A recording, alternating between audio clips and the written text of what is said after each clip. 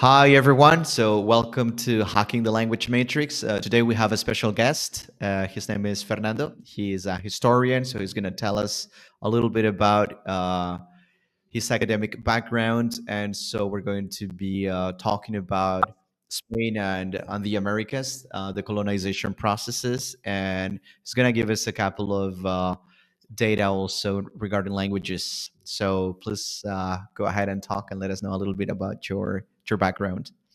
First of all, hello, Juan Gabriel, and good evening to you and to your our viewers, so to say. And it's a pleasure that you're having me. So thank you for inviting me to your channel. No, thank you for being here, man. Okay, so essentially, well, I'm Fernando Padilla. I'm from Spain. I'm 42 years old, although I look 41 years old. But Mhm. no, I'm no, 41, so we got about a year exactly difference more right or there. less 41 and 11 months, something like You're that. right. So, Okay. well, I studied history at the Universidad Autonomous University of Barcelona. Then Mm. I went on to have to study MA in International Relations at IBE, which is a private institution created by several Catalan universities. In And then Barcelona as well, was that? in Barcelona as well, in Barcelona, yeah. Okay. Hmm. And then I went on to study a PhD in history at the University of Bristol in the UK. Nice. I completed it in 2018, so 6, 7 years ago. It's going to be 6, 7 years ago. Time flies. Okay. And my Yeah. field of specialty is Spanish colonial history, especially in the 19th century, Hmm. regarding Cuba, Puerto Rico, and a little bit of the Philippines. That's So great. ever since I've been working for the private sector, not in the academia, but I have been keep publishing. I just published. Sorry for the advertising. I just published this book last year, "The No, Volunteers no, that's great. Go ahead. of the What Spanish." is it about? It's about a militia called the Volunteers, which was created in Cuba, Puerto Rico, and the Philippines, and essentially they supported Spanish sovereignty. They Uh-huh. were it was made up by peninsulares, so people from mainland Spain, but also people Mainland born Spain. in the so-called territorios de ultramar, so the overseas colonies or territories. The And territories, right? in a nutshell, that's my academic background and specialty. Uh-huh. That's good. So it's the 1900s mostly, right? Yeah, Uh-huh. exactly, exactly. Oh, okay, good. So So I don't know if you want to point out at some data, how many Spaniards went there in the 19th century, how many people went there, what was the okay, what were the financial motivations for people to go over there, what were the exploitations they had over there, what was the thing? when it comes to Cuba and Puerto Rico, essentially there were two kind of migrants. So ones Mhm. were wealthy migrants, high profile, and they mostly invested in sugar, which was Sure. manned by slaves back in the days. Slavery Hmm. was abolished in Cuba in 1886 and Puerto Rico in 1873. So that was a very profitable industry and very immoral one, but that was one kind of profile for migrants, and the other one were just people who wanted to make a better life. Because between 1880 and 1930, more or less, around 5 million Spaniards went to Latin America, mostly Mexico, Argentina, Brazil, but also Cuba and Puerto Rico. And they Cuba, Puerto essentially Rico. were employed in trade, in commerce as shopkeepers, or they Hmm. opened small shops. So there was Uh-huh. basically those were the two kinds of Of of my people, yeah. from A lot of Spain. people from Catalonia did migrate to Cuba, especially for the sugarcane thing, right? The business, and they did pretty well, right? They have a special name in Spain as well, right? Yeah, so some of them did pretty well. The so-called Americanos, Americanos in this part in Spain, in Catalonia, I mean, Uh-huh. or Indianos in other parts of the country. So See. around 70% of them they came from Catalonia, Galicia, Asturias, and the Canary Islands. All right. Uh, Mm-hmm. so if you go to Asturias, Galicia, and many towns in the Catalan coast, you will see many beautiful architecture, many beautiful houses, reminding Hmm. of these colonial, vibes, Exactly. Yeah. Yeah. Yeah. especially I don't know if I told you this, but I worked in a place called Las Golondrinas del Portbell, del Port de Barcelona, I know. Uh-huh. for many years. And actually, I think that the founder was a wealthy Catalan man. This is many centuries ago in the 1900s or so. And he went to Cuba and he saw a few boats that looked like that, and people would call them golondrinas. So when he came to Spain, he got the idea and he named them Las golondrinas. So it's not las uranetas del porvenir, but las golondrinas, That's right? what So Argentinas. right, right, yeah, I yeah, didn't yeah, know. and mhm. Didn't Yeah, know. it came from that idea. It came from there when he went to Cuba and then came back. So actually, there's a district, a neighborhood called Els Indians, no, here in Argentinas. Barcelona. I don't Yeah. know if you know. Yes, and Yeah, actually where the streets are named. near Sagrera. Yeah, Exactly, exactly. Yeah, there was like a yeah. hotspot for not so wealthy Indianos or Americanos in Hmm. Barcelona, because some of Right. them they came back really wealthy, like uh, Hmm. Antonio Lopez and so Los Goytisolos. It was a very important family of writers as well and businessmen. But many they Right. just came back in, and they were able to find to purchase a house and start some business. Hmm. But just a tiny minority came back as wealthy people. But some of them were really Okay. wealthy. We got very wealthy. Is this comparable to the Portuguese going to Angola and then coming back to Portugal with money, or is this a complete different sort of thing? No, actually, it's similar. It's pretty similar. So, Mm. so this they went to fulfill the colonial adventure. So the hacer las Americas, make the Americas, as they Yeah, yeah, said.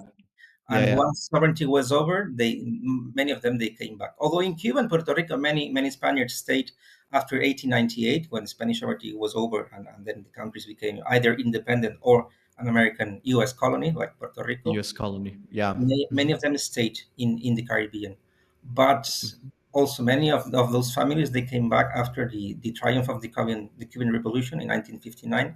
Actually, I know some Hmm. families here in cities where I live that they were born in Cuba. They are the sons or grandsons of Catalan people, and they came when the Fidel Castro Revolution. Uh, That's incredible, huh? Yeah. yeah. You know, it's really it's actually pretty funny. Actually, my dad is Catalan and my mom is Colombian. So Okay. my dad went over to Colombia, got married. Well, he got married here with my mom Hmm. in Corpus Christi. Corpus Christi is a small church in Gracia. They got Yeah. married and all, and then my mom wanted to come back to her family in Colombia, so my dad followed her, and he went over there. He worked over there. He met many other Spanish people that were there for similar reasons, working and so on. And when Hmm. there was a huge financial crisis in the year 2000 or so, and a lot of the people that moved there a few decades ago basically had to come back. So Yeah. this explains why a lot of the like sons, daughters, and so on of all these people came back with their parents, right? So Yeah. all of us, we moved back after the financial crisis in the year 2000. And So absolutely. I that's mean, it's interesting, how the migration flows back and forth.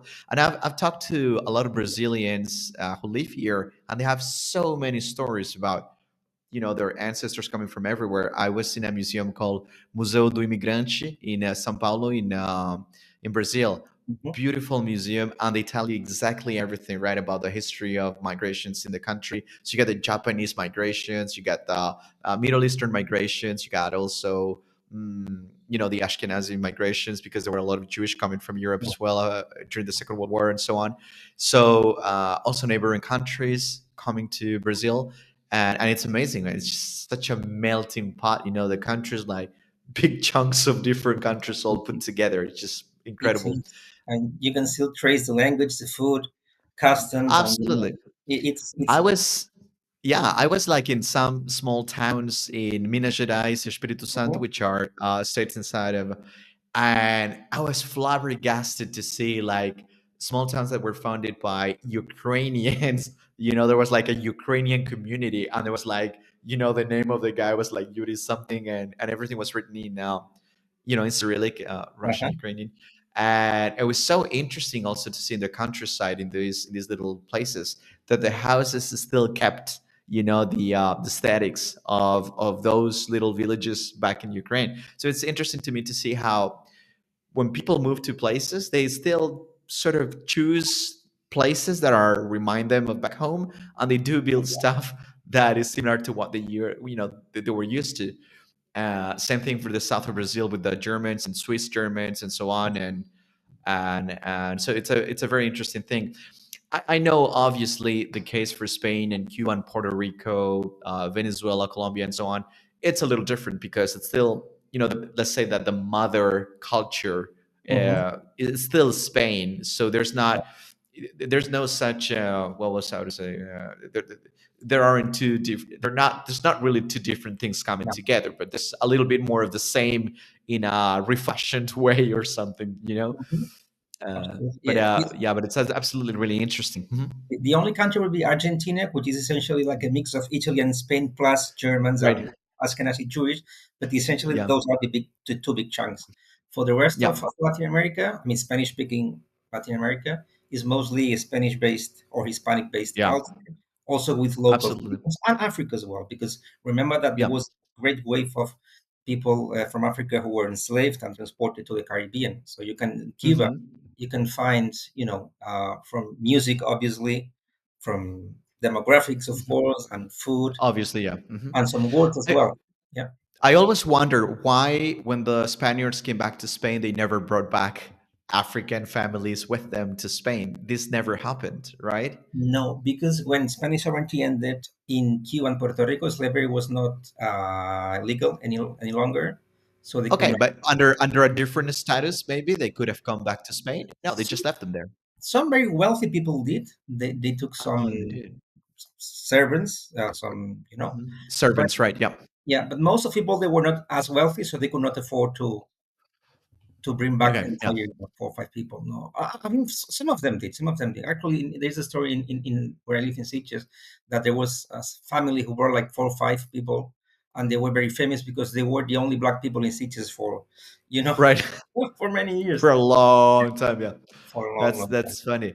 You know, when my mom came here to for the first time to meet my dad and they got married, I remember she was on Las Ramblas with my dad. They were just strolling around, and my mom, no, and everybody was like turning their heads around, and there was this tall guy, and everybody was looking and kept like comment.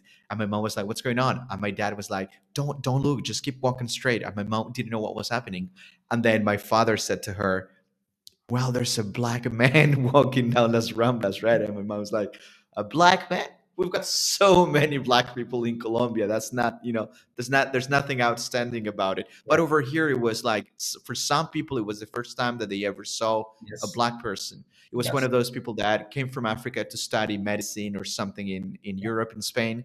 At the time, it was just like, there were just a handful of them. So, No, absolutely. Actually, when I was a kid, I remember there was only one black person in my town. I was born in Manresa, which was at the uh-huh. time about 60,000 people in the late 80s. Okay. And there was just one black person. And he was a guy from Equatorial Guinea. And he studied Okay. medicine in Barcelona. He married a local woman. And when we Mm. saw him, we greeted him, Adios, señor negro, in a very, very not funny, but That's just, really funny. yeah, yeah. Yeah, Adios, mijo. the intention was probably a good intention, right? But yeah, Absolutely, absolutely. that's No, no offense at all. I mean, and he was very, yeah, very yeah, kind guy, and he sometimes he gave us sweets and stuff. He was the only one, and he yeah, was right. very well. It's funny. It's when they say, for instance, I don't know if you heard this, El Negro de Vox. No, they sometimes refer to because there was just one, and Exactly, it was so funny because you would know right away who they were talking about. But now there's exactly, another one, right? So which one do you mean, right? And this is exactly. funny, right? When Like I think, something like that would have never happened in Portugal or France, which are countries that have received people yes, waves and waves from Africa for a very long time. I think that the case of Spain it's a little different because it's mostly other Spaniards born overseas under brethren or the mix of those brethren with the local indigenous populations, right? So it's a little different. There's no some, it's kept a little bit more the Spanish cultural remnants, right? yeah, and also remember that immigration in Spain is a relatively recent phenomenon. I Yeah. mean, in Mhm. Portugal or the UK, France, since the 1950s, 1960s, that there have been African communities migrating to those countries. But for To those Spain, it's like countries, a right? 20-year-old phenomenon, more or Right. less. Yeah. More or less, right? I mean, now in some towns in Girona, for example, when I go to see my dad who lives in Angles, which is a small Hmm. town near Girona, some of the schools are almost 90, even 100 almost percent uh, Pakistani, Hmm. families. The children were, of course, born in Catalonia, but most of the families come from other Yeah. countries, right? Actually, my dad actually right now is with, it's been for a few years, living together with a woman from Gambia, right? Hmm. And so it's interesting, right? Because when I go overseas, I go over to see him and all that, and I see this, flourishing community of people from Gambia over there, and they're harvesting the lands. They're doing things, and they keep the little towns alive, which is really important Yeah. because the locals basically have no children or they're gone. So all of those places, they need people to, otherwise they die out. So migration, it's a we can see that there's a good facet to it as well, right? Which Yeah. is to keep things alive. And migration is a key element in the human in the history of mankind. I mean, change Yeah, is the most stable thing in history. yeah, History always changes, and migration is has always been there. I mean, since the prehistoric times, people have moved somewhere else to find a better lives and for other yeah, purposes. So migration is it's not new. It's very it's very old, as old as mankind actually. But my family, for actually. instance, my great grandmother on one of them, she was born in Uruguay, and she was the daughter of Spanish family. They went to Oh, Montevideo. well. She was Okay. born in the 1860s, and then she came back after a few years.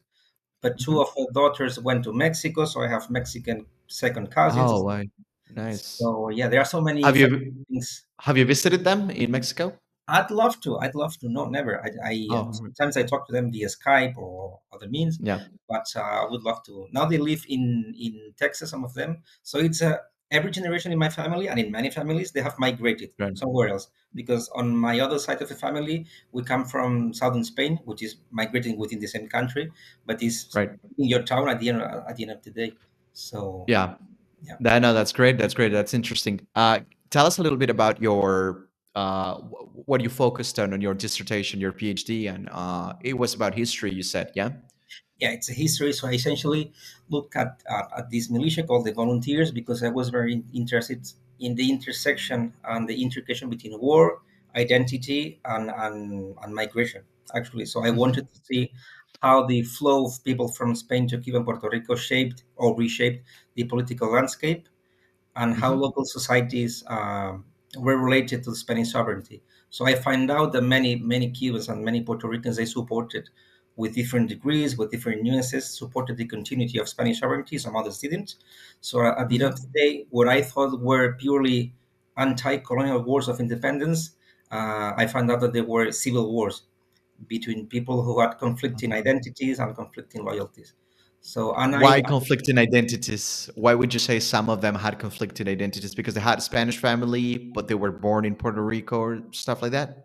for instance, it was very common that the Spanish dad who went to Cuba and married a Cuban woman who was supporting Spain, and he joined this militia because this militia was made up of civilians who, Hmm. between on their spare time, so to say, they pick up the rifle and Uh-huh. perform some military duties.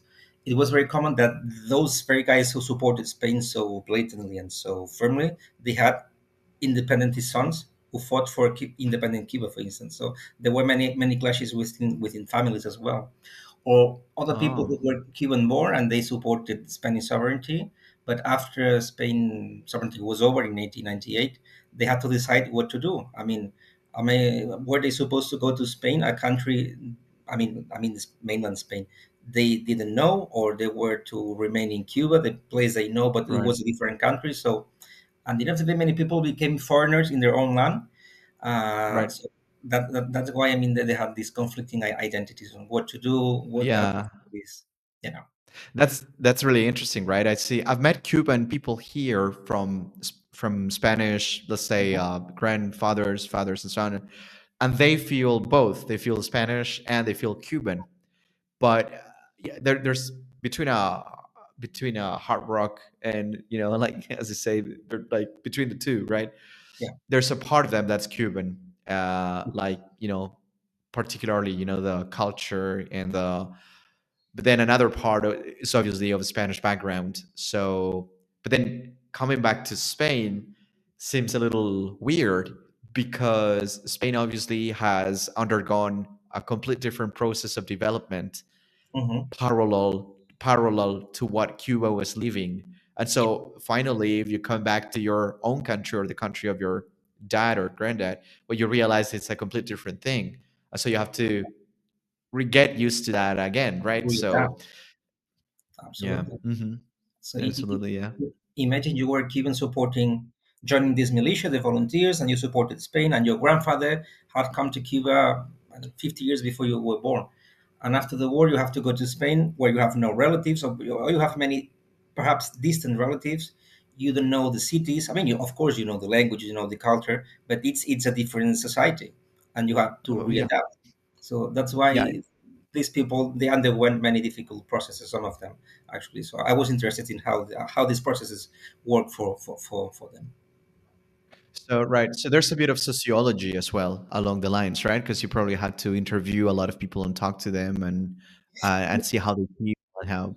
Hmm. In my case, since I'm talking about a historical period, which is the second half of the 19th century, I interviewed some people who were the descendants of those people, and they told Yeah. me very interesting family memories um, across the lines of war and the grandfather supporting Spain, but the son supporting independent Cuba, the decision to migrate, for instance.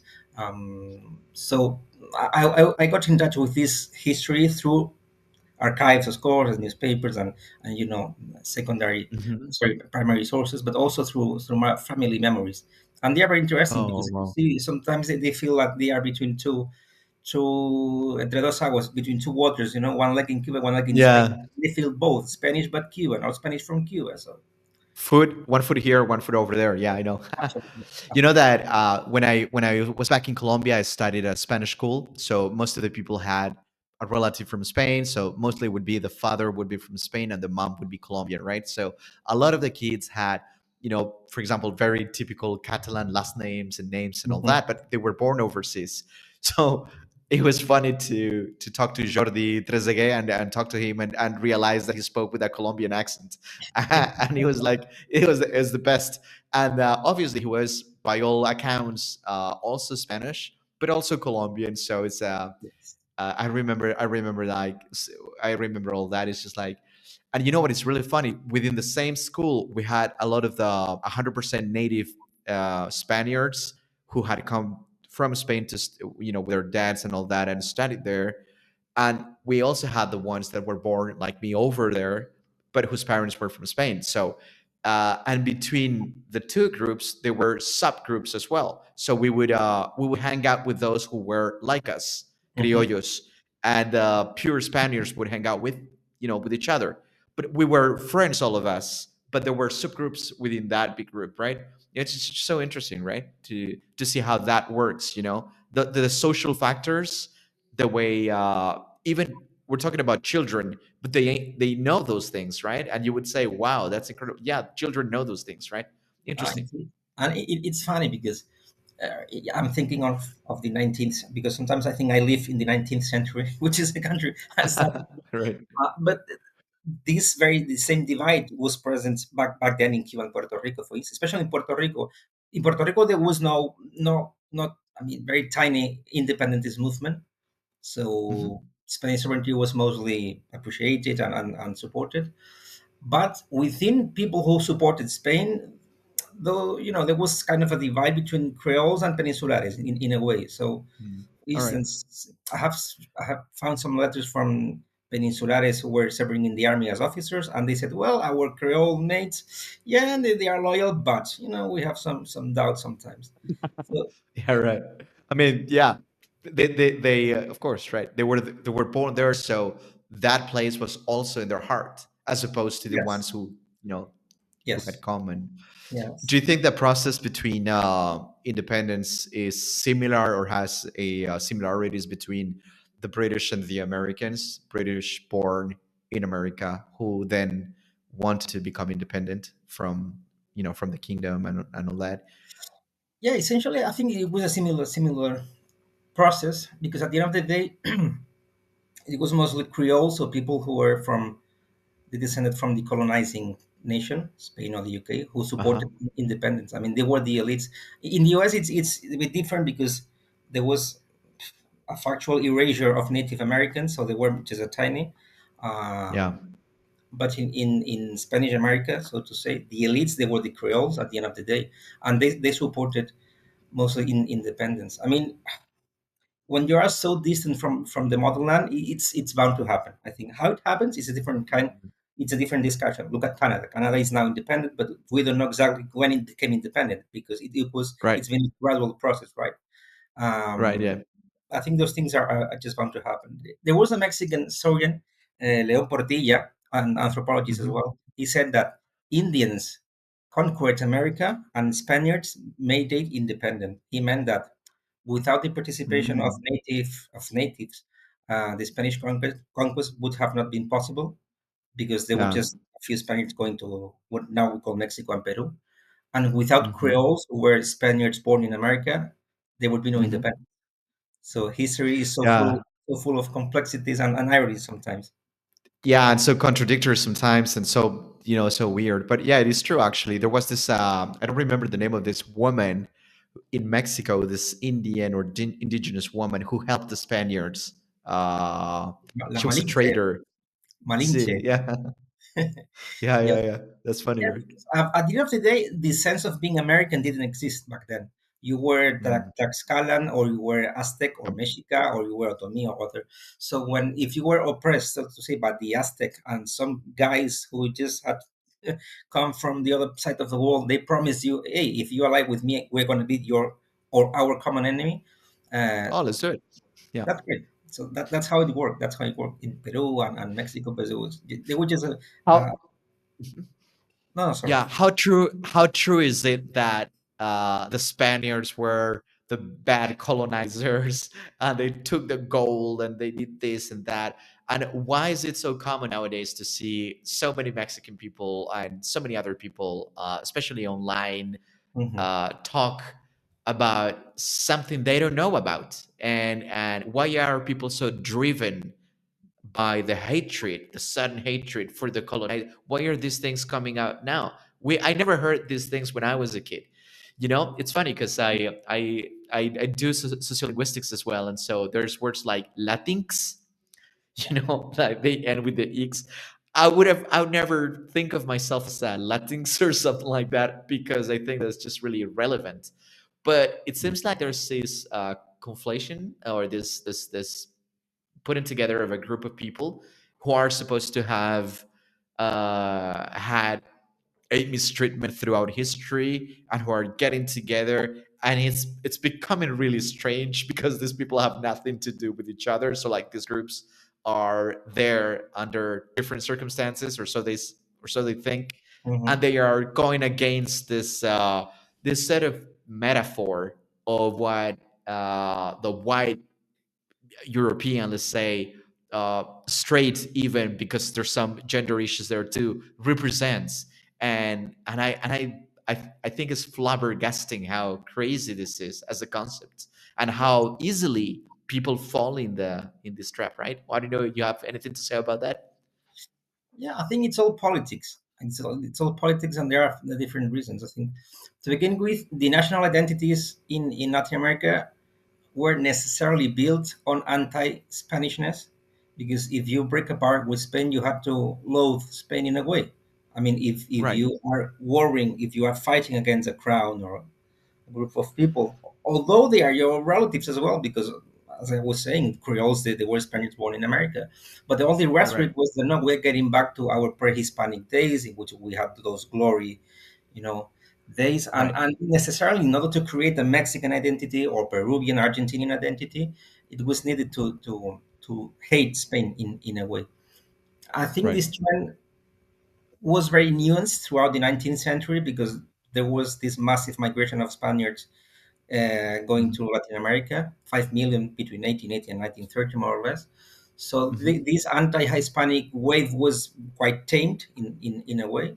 But nowadays, Hmm. because of this divide between globalism and sovereignism, left, right, it's researching. It's emerging again in a way, and it has to do mostly with politics and with lack of knowledge of history. I mean, when the Right. Romans came to Spain, or to Italy or to France. I mean, they didn't brought sweets, right? They conquered and they massacred peoples and they took gold, but we speak a language which comes from Latin, and we still use, or our law is based on Roman law, and we are Hmm. the heirs of Rome.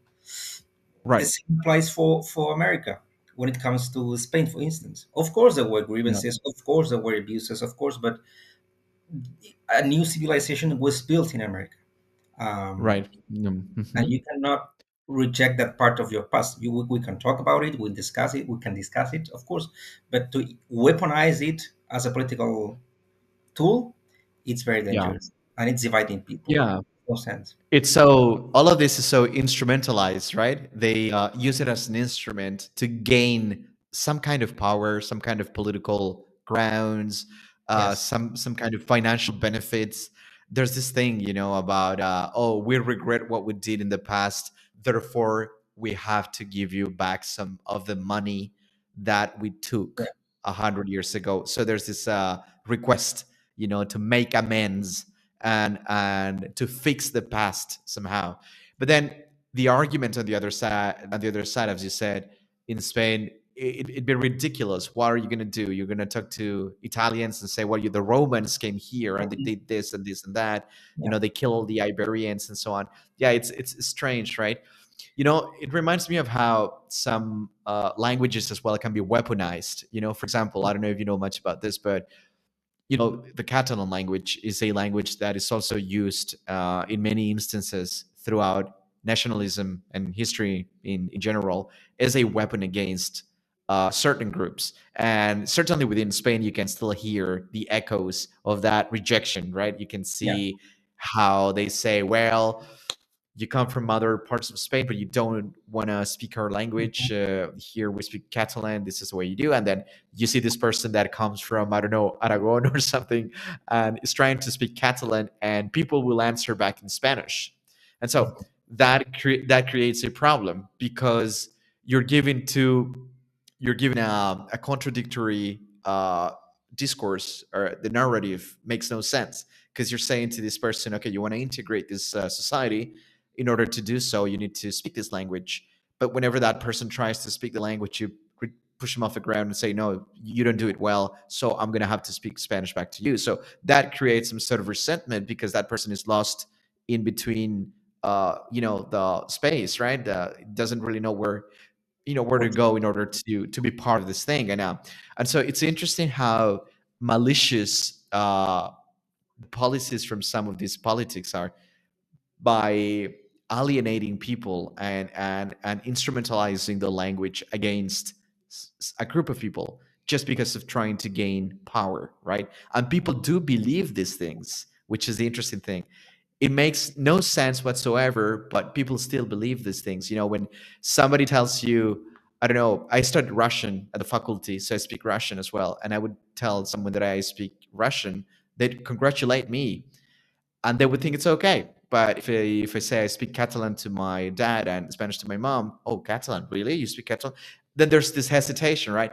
It makes no sense because Catalan and Spanish are sister languages, and it is obviously way easier for you to pick up Romance language rather than a Slavic language. But still, the ideology is so strong on these matters that have to do with identity that people lose sight of what is rational. They lose the power to rationalize facts. They forget about them. It's all emotions, and I think that's really dangerous. So I don't know. Do you have anything to say about that? No, no, it is really dangerous. I mean, look, I was born in Manresa. My family come from other parts of Spain, but of course, Yeah, I can speak Catalan, actually, with a absolutely. very Yeah. thick accent from Manresa. Right. All right. Yeah. Uh, Nah, I know.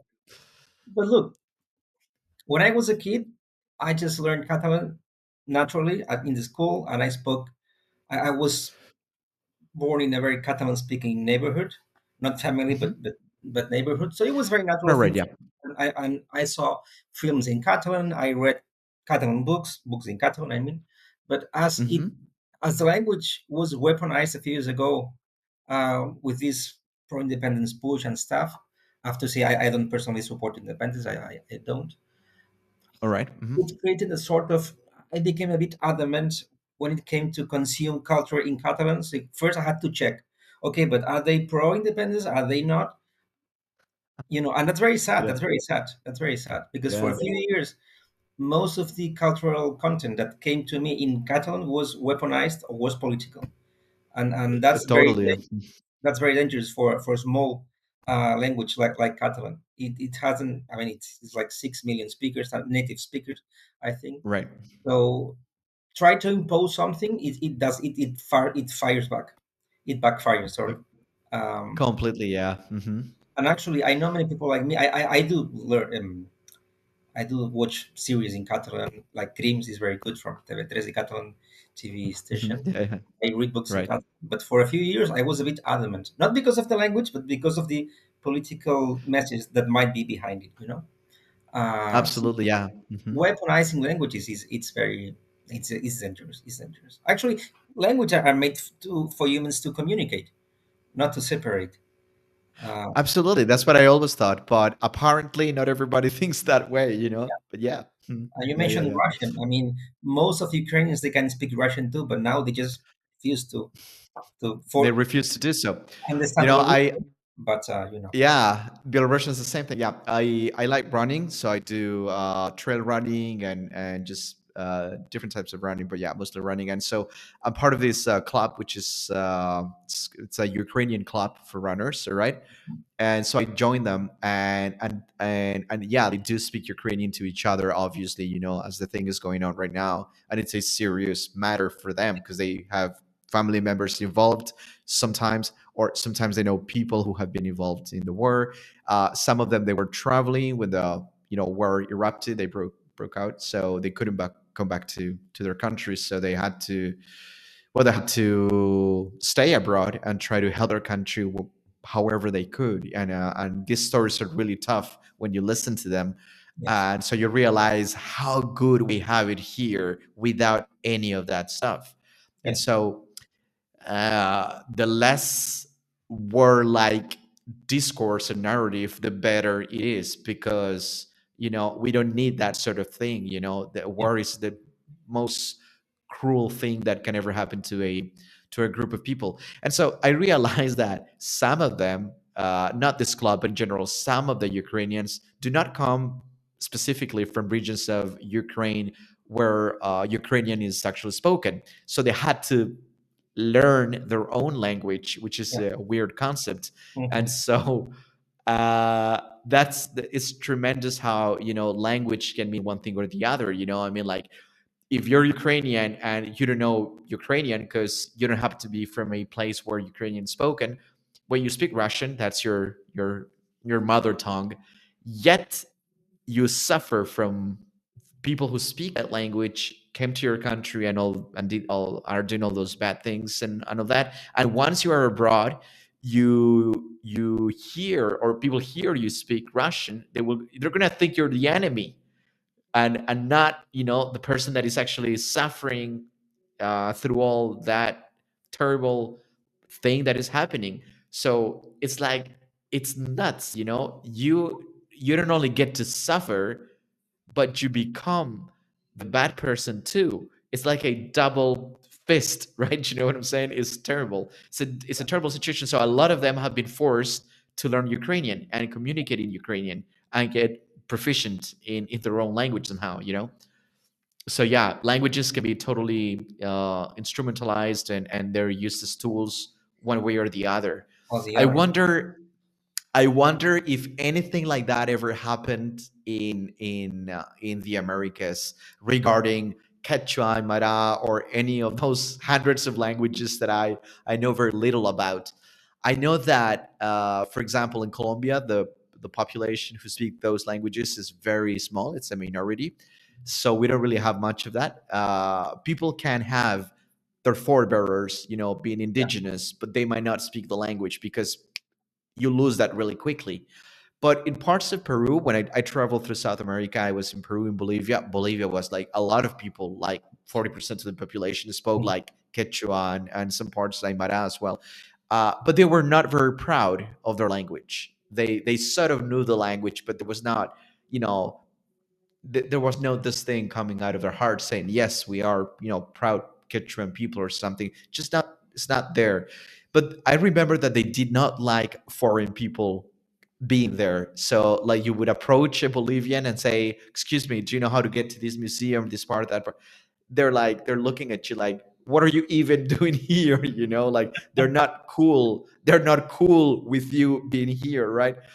And it's such a tremendous thing. Like, hey, come on, we're cool. It happened 500 years ago. Now it's all good. It's not all good. They don't think it's all good, and they live under different circumstances. They're obviously, they have the Roman law, so they are subjected to the Bolivian constitution, but they're not really part of the constitution, if you know what I'm saying, right?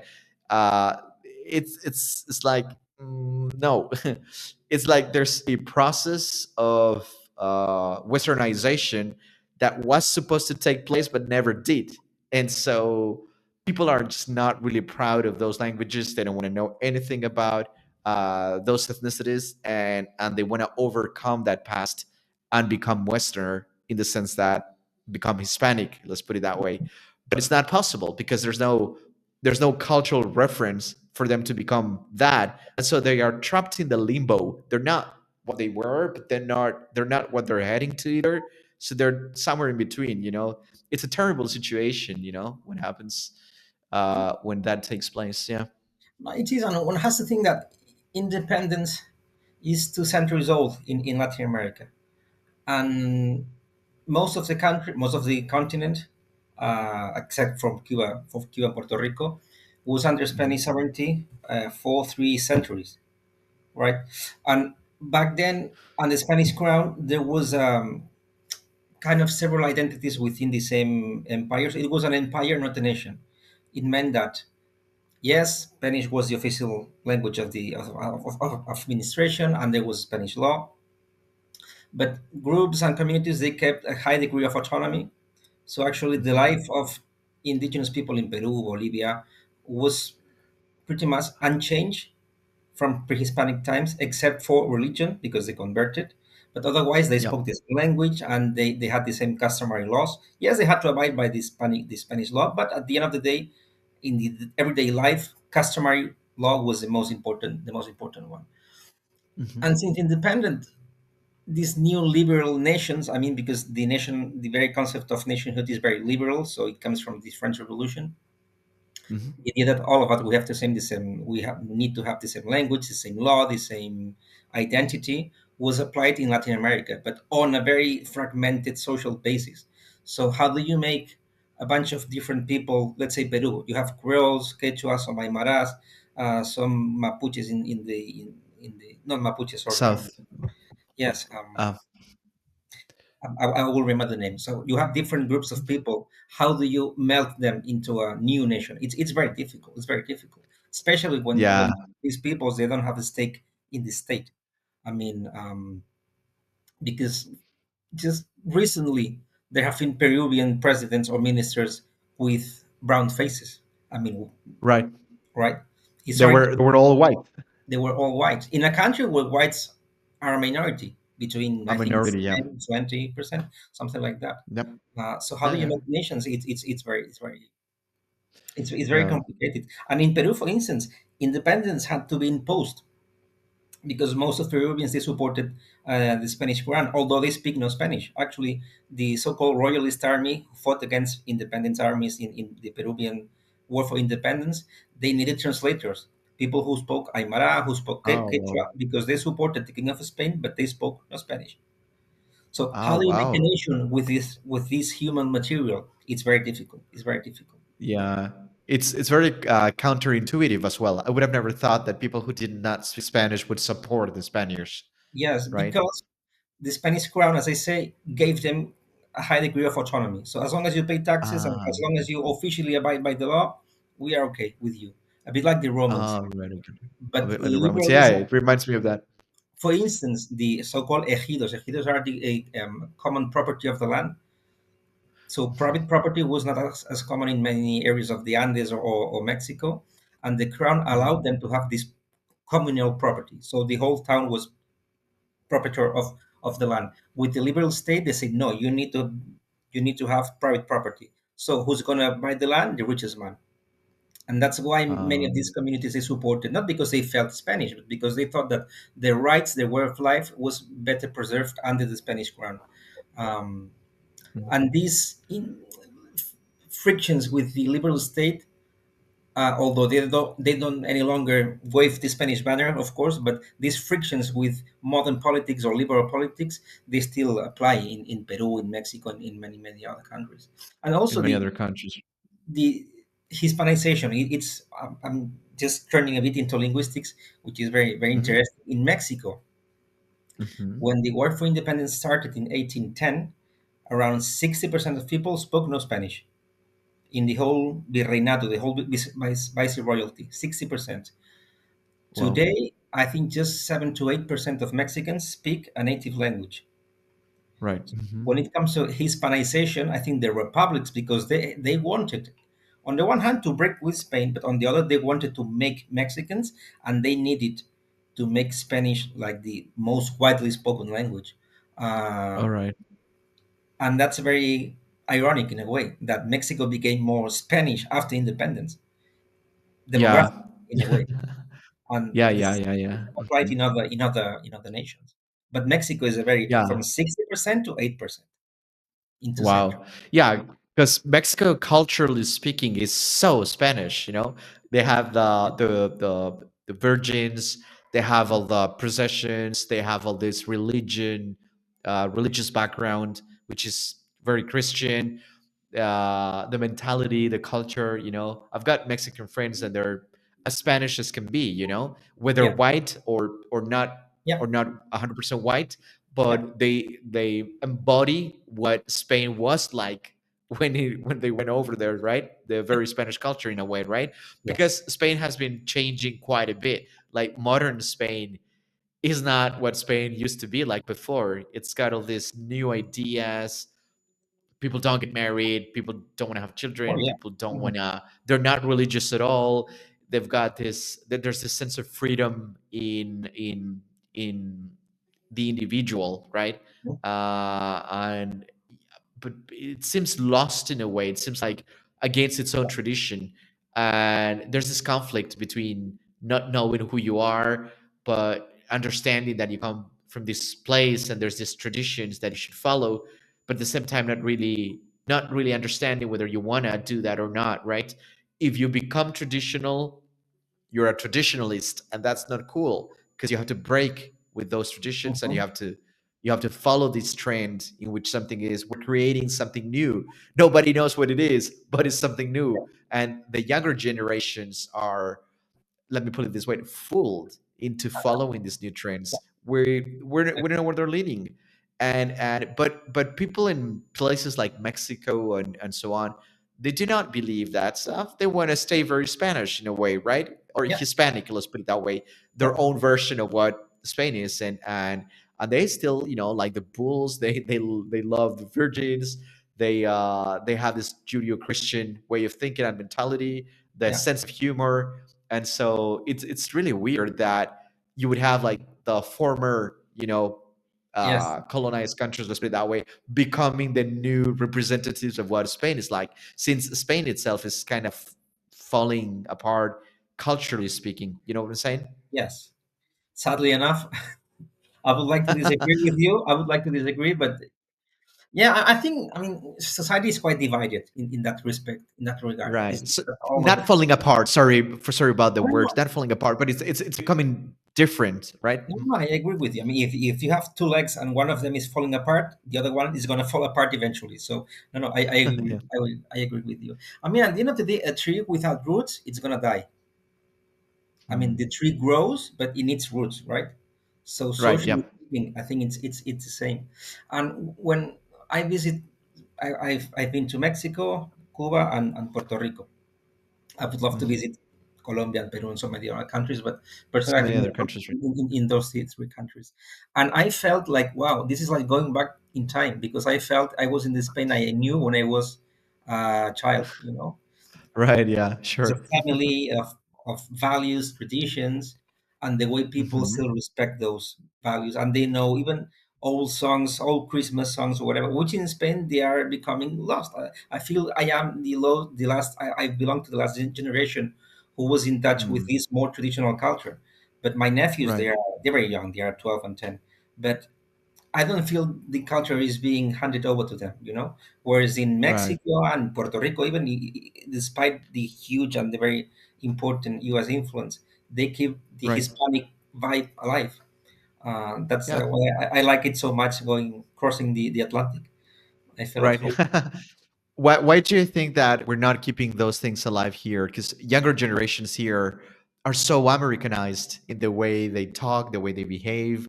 You know that I work in a place where a lot of people are so, a lot of them are from Spain, but they're so American in the way they think, the way they Yes. do things, and I mean, look at me, I'm wearing Nirvana here. We listen to rock.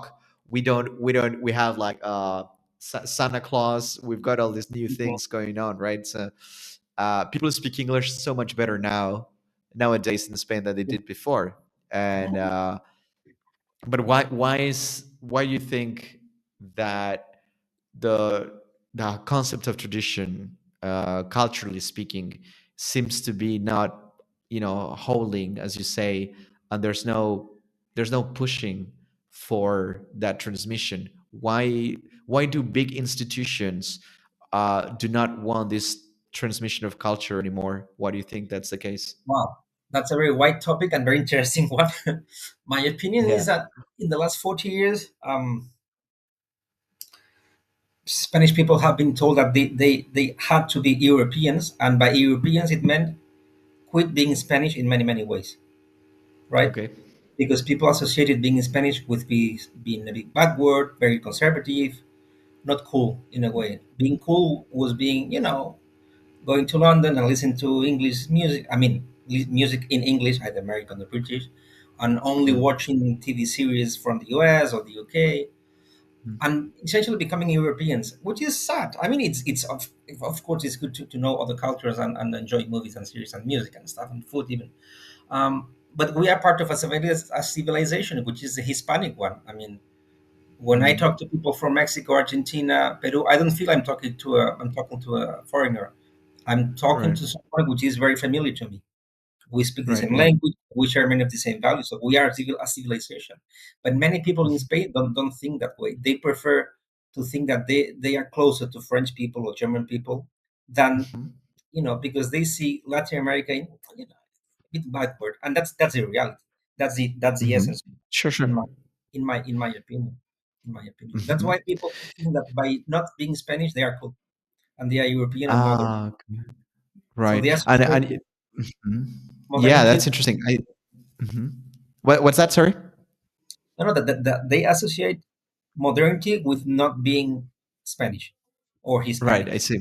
in a way, I and noticed it's a that a lot of people who actually study sociology or anthropology and cultural anthropology and so on, anything that has to do with arts and humanities, do have a certain narrative that resembles what you just described right now when they like at the Autonomous University of Barcelona, for example. I would talk to people who studied political sciences. They were so skewed to the left yeah, that they're thinking, and it's okay, you can be of any political stance you want. That's completely fine, but the problem with that is that everything gets tainted with that anti-Spanish sentiment. It's yeah, like hating yourself from within, and no, why? You should love yourself, and you should be proud of yeah, it. And I try to talk to them, and it's the same thing with the French. When I talk to some young French people, especially young people who have studied political sciences or economics and so on, they do have an incredibly weird narrative in which, yes, they're proud of being French, but they hate that at the same time. They don't like the flag from their own country. yeah, They hate fascism. They see fascism everywhere. yeah. it's it, Everyone's it's definition is like fascist. it's like they lost their minds, man. Like, it's not fascist to have Yeah, the flag from your own country. What are you gonna have though? So having the flag of a Middle Eastern Europe country is fine, but having the flag of your own country is not fine. It's not Why? fine. Right? It's like, how does that make sense? Right? So politicized, and so Yeah. it's like, where is the rational part of you here? Can we talk about it? The same thing when you talk about immigration. People don't want to talk about it because they're afraid of being called racist, and Mhm. that's so backwards. It's quite the opposite. If you don't want to be called racist, you should talk about immigration, because Yeah. a lot of people tend to associate immigration with criminality. And Mhm. there's a lot of data supporting some of that stuff, but you have to openly talk about it and see what is happening. Yeah. But the whole system does not want people to talk about these subjects. No, they absolutely. they they want you, yeah, they want you to put your hands down and just to repeat what the narrative is, and that's it. You don't want to have trouble, so you just repeat what we say, and that's it. Don't think. Do not think. And if It's, anybody seems to think something different, they want to talk about it, they're silenced. And you shouldn't be silenced. People need to talk about these subjects in order to progress as a society. And so, yeah, that's really awkward. I mean, about Italian Americans, I've read a bit about it, and I think it's a really interesting subject. And some of the episodes that I have on my podcast are about Italian Americans, what they did in the United States and Canada, Australia, and so on. But especially in the United States, it's incredible. Like, they created a new whole culture, which is not Anglo-Saxon. It's Italian, but it's got a little bit of this and that. I think it's beautiful. That's human nature. And absolutely. when Italians, isn't it? When Italians of, sorry, Americans of Italian descent, they say they're Italian Americans. The people from Italy are so mad at them. What do you mean you're Italian? You're not Italian. You're an American. We are the real Italians, but they Yeah. don't comprehend. They don't understand And that that's mine. actually it's a good thing for Italy. You Yeah. are represented in Brooklyn, New York. That's incredible. That's beautiful, man. And Yes. those people over there, they speak Southern Italian dialects. How the hell are you going to speak a Southern Italian dialect, even if it's not well spoken, even if it has many English words, but it still represents the original culture from where that person came from? But you being Italian and saying they're not Italian, that's really nasty, man. But people don't want to talk about these things. The narrative is stuck there, and there's no sense in speaking about those things. It's just that people don't seem to like anything that the United States or America represents for some reason, Yes. and anything that Europe says it's okay. Well, no, you know. No, absolutely. I think identities are not frozen in time. Mhm. Identities evolve. I mean, the culture of my grandparents, sorry, Mhm. is Yeah. not the same exactly. Like, I mean, I listen to different music. Perhaps Mhm. I have burgers sometimes. I don't like burgers, but sometimes I do, or ramen or Yeah, sushi, yeah, yeah. whatever. They didn't. Right. And they were Spanish. I am Spanish. I'm very proudly so. But culture evolves in a way. So to think that identities are frozen in time and they are like canonic, they have to follow a canonic set of things or values or elements, it's Values, completely yeah. wrong. And what you mentioned, I mean, you're right. Italian Americans, they just, I mean, they adapted their cuisine to new ingredients, to new landscape.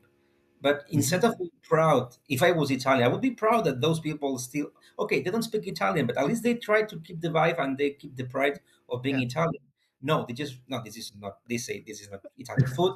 It's not, it's Italian American food, but hey, embrace it. It's part of your global projection at the end of the day, you know? I feel the same way, but they, yeah, I don't know. Yeah, But that's funny. Yeah, yeah. same, same with America. I mean, Hispanic America. Mhm. Many of the dishes, national dishes in Mexico, in Chile, in Argentina, they are not entirely Spanish, but you can see the traces there. You can see the ingredients. You can see the flavor in a way. Yeah, Well, that's great because Spanish people went there and they adapted to new ingredients, new climate, new everything. yeah. But that's good. Mhm. Who am I to say no? This is not Spanish food. No, no, it's Right. Hispanic. It's part of the same civilization. But for Italian Americans, you're absolutely right. They are so proud, but in Italy they are so despised, and Yeah, I that's know.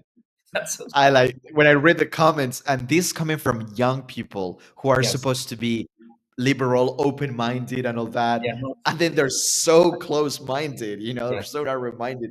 It makes no sense whatsoever, like, okay, so let me understand this young Italian person. Are you open? Are you this? Yes, yes, completely liberal, this and this and that. But then No, when it comes down to Italian Americans, no way, we just want this thing. And no, it's no. it's actually a very traditional way of looking at the whole thing. And I don't know, I just these things are flabbergasting for me. I'm going to give you another example. People from Quebec or Quebec in Canada, right, and New Brunswick and other parts of Canada, they speak French. They don't just happen to speak French because they woke up one day thinking, "Hey, it would be a good idea to speak a European Courage, language right? such as French." Right? Yeah.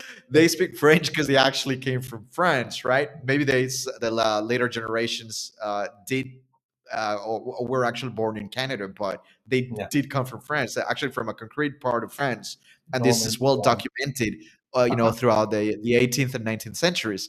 Yeah. Well, it turns out when I talk to some French people, they don't recognize the Frenchness, let's say, in Canadians. And I hear this from people not from Paris, from all across France. So I work with French people, and they'd say, Canadians French? Like, what are you talking about? We are French. They're something different. They're Anglo-Saxonized. They're like the Americans, the way they let me tell you something, man. When you look at Quebec and the city scene there, they look nothing but other part of France. The culture is completely French. There's nothing, absolutely nothing to do with England. It's a very French place, actually. The language as well. It keeps a lot of the old vocabulary from the and so it's I like I don't know my mind does not comprehend what is happening in Europe regarding these topics. Why is the social and cultural narrative so weird and so narrow-minded? And is this a way to protect this part of the world from the influences of globalization, or what the hell is this? I think it has to do with chauvinism and very Hmm. badly understood nationalism.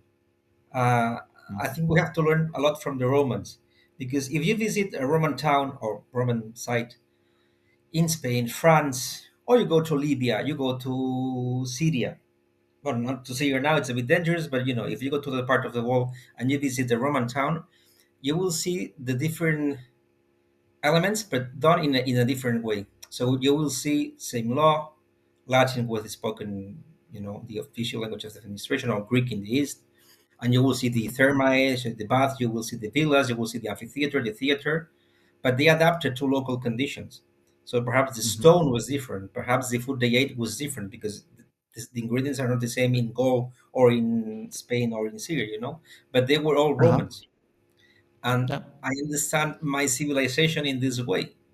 So Right. if I go to Mexico, Peru, of course they are not the same, exactly the same as in Spain, but they are part of the same. They are Hispanic. So I think French people should do the same.